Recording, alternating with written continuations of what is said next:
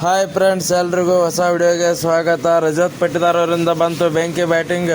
ಯಾವ ಮ್ಯಾಚಲ್ಲಿ ಹಾಗೆ ಯಾವ ತಂಡದ ವಿರುದ್ಧ ಈ ಥರ ಬ್ಯಾಟಿಂಗ್ ಆಡಿದ್ದಾರೆ ಅದನ್ನೆಲ್ಲ ನೋಡ್ಕೊಂಬರೋಣ. ಅದಕ್ಕಿಂತ ಮುಂಚೆ ನೀವು ನಮ್ಮ ಚಾನಲ್ಗೆ ಹೊಸಬರಾಗಿದ್ದರೆ ಈಗಲೇ ಸಬ್ಸ್ಕ್ರೈಬ್ ಮಾಡ್ಕೊಳ್ಳಿ. ಹಾಗೆ ಪಕ್ಕದಲ್ಲೇ ಇರೋ ಬೆಲ್ ಐಕಾನ್ ಮೇಲೆ ಆಲ್ ಅಂತ ಕ್ಲಿಕ್ ಮಾಡ್ಕೊಳ್ಳಿ. ಬನ್ನಿ ವಿಡಿಯೋ ಶುರು ಮಾಡೋಣ.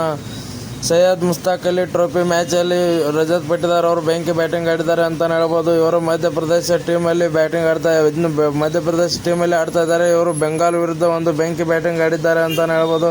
ಕೇವಲ 40 ಬಾಲಲ್ಲಿ 68 ರನ್ 68 ರನ್ ಹೊಡೆಯೋದ್ರ ಮೂಲಕ ಒಂದು ಅಮೋಘ ಪ್ರದರ್ಶನ ಕೊಟ್ಟಿದ್ದಾರೆ ಅಂತಲೇ ಹೇಳ್ಬೋದು. ಇದೇ ಬೇಕಾಗಿರೋದು ನಮ್ಮ RCB ಟೀಮ್ಗೂ ಕೂಡ. ಇನ್ನೇನು ಕೆಲವೇ ತಿಂಗಳುಗಳು ಅಷ್ಟೇ ಬಾಕಿ ಇದೆ IPL ಸ್ಟಾರ್ಟ್ ಆಗೋಕ್ಕೆ. IPL ಅಲ್ಲೂ ಕೂಡ ಇವರಿಂದ ಇಂಥ ಪರ್ಫಾರ್ಮೆನ್ಸ್ ಬರಲೇಬೇಕು.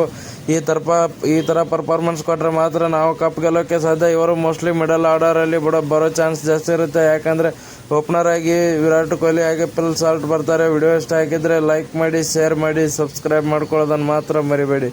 Thank you for watching.